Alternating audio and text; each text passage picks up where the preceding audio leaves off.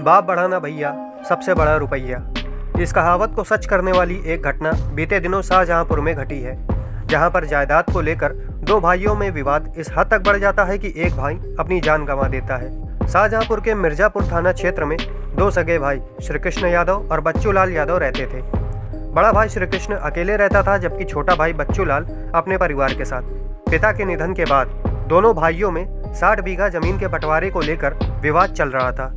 Report के मुताबिक कुछ दिन पहले ही जमीन को लेकर दोनों भाइयों में बंटवारा करा दिया गया था, जिसके बाद दोनों भाई अलग अलग रहने लगे थे।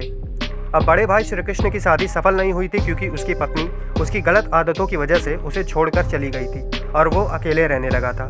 अकेले रहने की वजह से छोटे भाई बच्चू लाल यादव को लगा कि उसका बड़ा भाई अपने हिस्से की जमीन भी उसे दे देगा।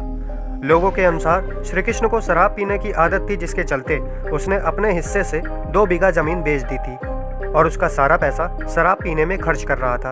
अब जमीन बेचने की बात छोटे भाई को अच्छी नहीं लगती है, जिसके चलते आए दिन दोनों भाइयों में विवाद होता रहता था।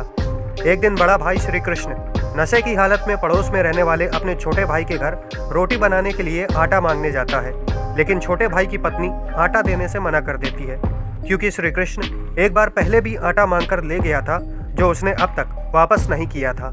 आटा ना मिलने की वजह से बड़ा भाई नाराज हो जाता है और नशे की हालत में गाली गलौज करना शुरू कर देता है। बड़े भाई को अपने घर के बाहर अपनी पत्नी से गाली गलौज करता देख छोटे भाई को गुस्सा आ जाता है और आवेश में आकर वो एक डंडे से बड़े भाई के सिर पर जोर से मारता है। हमला इतना तेज था कि उसकी मौके पर ही मौत हो जाती है। हमले के बाद जब छोटा भाई भागने का प्रयास करता है तो गांव वाले उसे पकड़कर पुलिस को सौंप देते हैं।